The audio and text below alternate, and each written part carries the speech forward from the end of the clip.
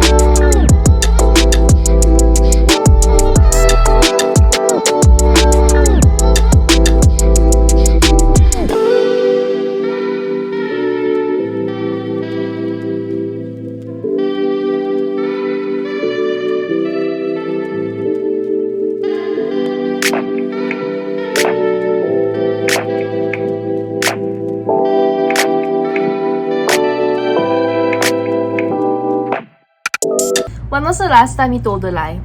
Why did I choose this? It's hard. I don't.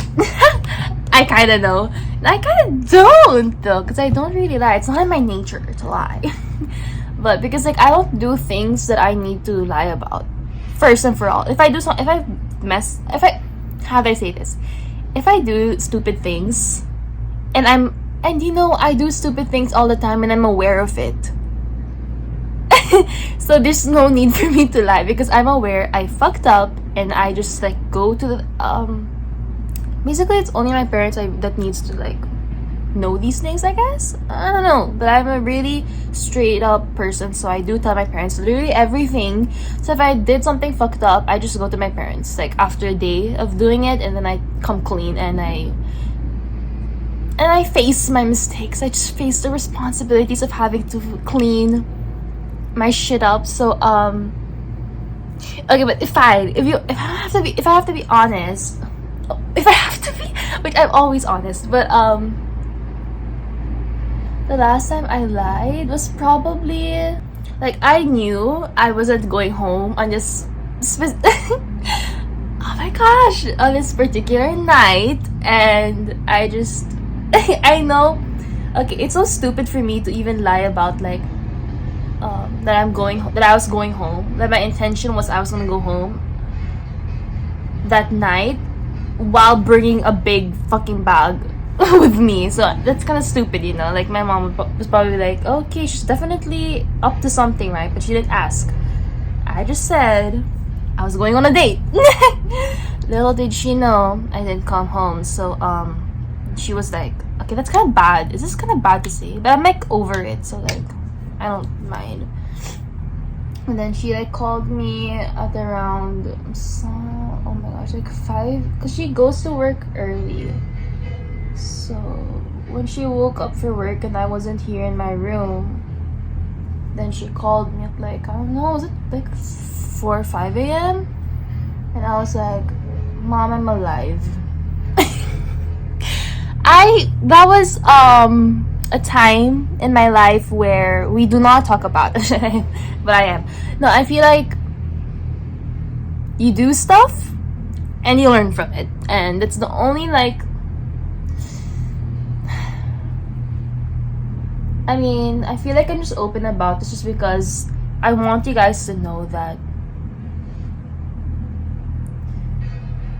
it's okay to make mistakes, or like, it's not even mistakes. We're human beings. How are we supposed to know how to handle things the right way? You know, like, no, this is our first time here on Earth. So is everyone else. So we just have to learn as we go. So do not be too harsh on yourself, because I have done things that were not that good. But we can't take that time back. All what we can do is learn from it, so we do not, important thing, do not repeat it. I feel like I've got hurt by that incident, like a real big time. Like I was really, okay, that experience alone was just the most horrible thing that probably might have happened to me. So I learned from it. Now I know. Yeah, I just keep reapplying my eyeshadow. I'm not even moving forward. Okay, just basically what I'm trying to say with this one question, with my one answer is, do not aim to be perfect. That's so much pressure and so much not real. It's not, you're not living if you're living for perfection. You need to live life to the fullest. You need to cry a lot, get mad a lot, smile a lot. Just, emotions are not something to be scared about, and now I fully am like sure of that to myself, that I should not be scared of these emotions, because emotions are great. You learn a lot from them. It means you're alive. It means your body's working. It's like your body's taking care of you. So basically what I'm trying to say is, paulit na lang, I am not embarrassed of my past, my mistakes, because I'm proud of who I am today. So no, I don't lie. Yeah, I don't lie. The number one rule is maybe do not lie to myself. And I never lie to myself, so automatically I don't lie to others. Is it bad? Like, what you do to yourself, like I just do the same to others. So deep naman. Oh my gosh, 6 minutes. Can I like do my makeup and then hold on? Okay, this is a good question I found. Like, it said recreate your worst job interview, but I'm just gonna talk about, oh my gosh, there's actually 2 job interviews that came to mind. I don't know if it's worse. Okay, I think it's kind of bad. Okay, the first one was me and my sister applied to the same like job. Okay, job as in like baito. Okay, it's a, what do you call yakyoku? It's like a pharmacy, and it was a group interview, and we didn't know that. You know, usually it's just like one-on-one, right? But this one was a group interview. Not only me and my sister, but like we're really a group. Like we were like sitting here, not even like a good venue. It's just like, I don't know, whatever place we were. It's like a stock room or something. And then we were just like sitting there. Like a lot of us, like maybe 7 people or more. So like the pressure is on, and everybody, like most of these people I think can speak multiple languages, just because it's in Kyoto Station where there's lots of tourists, right? So we need to be able to speak a lot. We can speak English and Tagalog, so like we're kind of okay there, right? But the interviews in Japanese, and I have lots of experiences with interviews, and I knew kind of like what they usually ask, but this one was like so out of like my expectations. I do not remember exactly what they asked us. All I remember was me and my sister being a huge embarrassment, because technically everyone was smart. And the questions were like, oh, I don't remember the questions, but I just remember being like, shit, everyone's answers were like so in depth, so it sounds so smart. Like I didn't even know what they were saying, but it sounded good to me. And I was like, okay, well, we're gonna like flunk, is it a word? We're not gonna get accepted. Like we knew when we heard their answers. We're like, we're not gonna get that call. Let's not hope for it. And so we were just listening, and it came to us, and our answers were just maybe because of anxiety too. I just winged it. I wanted to get out of there immediately, and it was a really short, boring answer that I can remember. And yeah, I was impressed by everyone except for me. And when we left, we just started laughing because we did not expect ourselves to get into that situation. We were just there for like a chill. You know, we were young. I was like probably still in high school. So like, what do you expect from a high school teenager, right? But then that's a funny story to look back at. For Baito, applying for Baito too. And it was just me. I go there and I'm like really honest. I'm like an open book. I just realized being an open book has its pros and cons. Basically more of con. At that time, I was kind of opening up about my struggles with my past job and how I wanted to find a new place, and like I was just explaining my experience and how I wanted to work on myself and like work on a new place and improve myself and really grow as a person. And I think I worded it out really well, and I kind of got emotional. So I kind of I don't know what happened there. I just said that I don't really like being in an environment where they compare me to someone, and I just want to like do my own thing and like focus to myself. Right, I'm not doing my makeup. Okay, let me add glitter. And then this manager, whatever, comes and tells me like, he like attacked me. He was saying like, you are not gonna be better than this person. Like, I'm not gonna say who. I don't wanna. This person that I was being constantly compared to. And he was like, look at you, like in this interview, like you're not even smiling, you're nervous, you're not really comfortable, you're not confident. And he was just going on and on how I'm never gonna be better, I'm never gonna change, I'm never gonna improve. And I was like, what did I do to you? How are you attacking a 17-year-old like that, bruh? I mean, I don't need you to like compliment me because you don't even know me yet. But what I'm trying to say is, I was being honest and open and like clear with what I want to do in this job. Like, you could see how serious I'm gonna take this job, bro. How could you do that? But anyways, that's like, it's like, I don't know, that's like 500 years ago for me. And fine, that is at the time. Definitely wasn't fine. I went home by bus because I went there by bus, I think. And I went on my bus. I remember crying in the bus. But then I even when I cry, I kind of cry loud. Like, okay, you guys know what I mean? And I can't cry that loud in the bus because I don't wanna like, I don't want people to worry, right? So what I did was I couldn't go home just like that, and then everyone would see how I looked. So I went to the nearest park near my house, and then I sat there for, I don't know, maybe like 30 minutes, and I cried it all out. I was like, I don't know, I feel like not only was that so hurtful to hear, but I feel like it's just, I maybe partly ano yun, parmesan. I kind of partly okay, oh my gosh, why is my English not working? I think I just also believed him in a way, so that's why I was like, or maybe that's what I would always tell myself, that nobody would see me for me, and I wouldn't have the opportunity to even just show what I'm capable of. And you know, I was in a dark place a lot of my teenage years, and so that was the mindset I was on, which I do not blame myself. She was struggling, she was working hard, you know. Look at the kira. I kind of messed up, but then it's fine. So mascara, my legs are like, ow.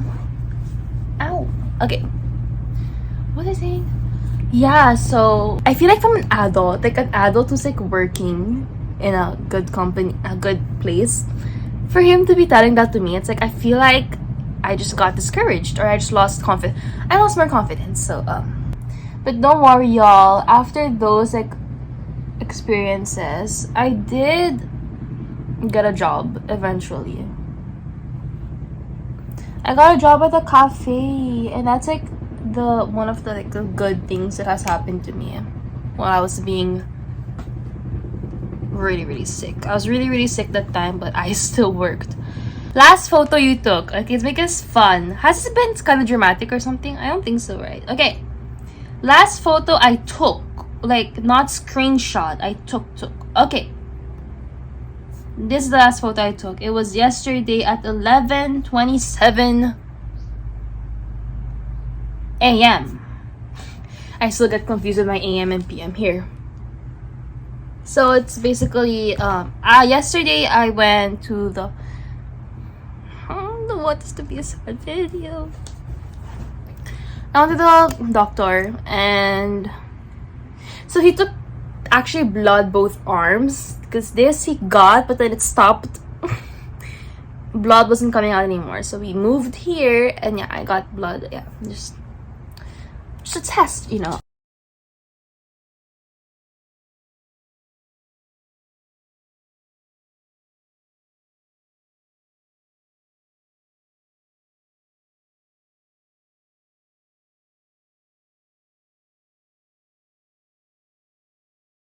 My mindset going into this like date myself type of dating was just why are you gonna wait for someone to treat you or to spoil you or to go with you to do the things you want? Like, why can't you do them on your own right now? Like, what's stopping you? Clearly there's nothing. It's like, oh, you can't watch a movie because this is like, there's literally nothing stopping me. I felt like I didn't want to put my life on hold because I'm waiting for someone to join me, to be with me, to do it with me, or to support me, to take care of me. Like,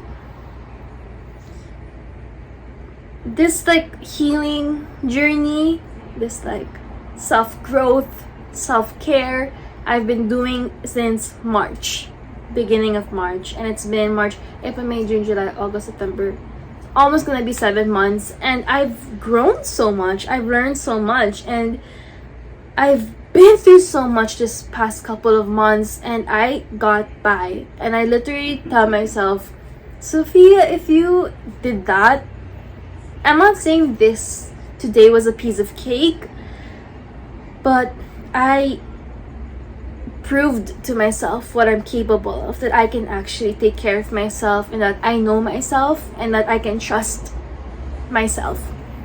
And once again, I proved to myself right today that that is true. I'm tired of waiting. I'm also tired of having to be constantly anxious at home just because this person did this person told me this.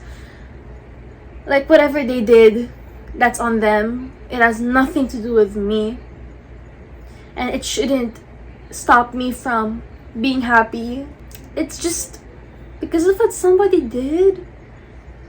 It's just not a valid reason for me to stop chasing my dreams. I haven't had any dreams for the past, ever since I got really sick. So ever since like 9 years ago, all I had in my head for this whole 9 years was, I just have to survive, I have to live by today. And that was it. That was the goal,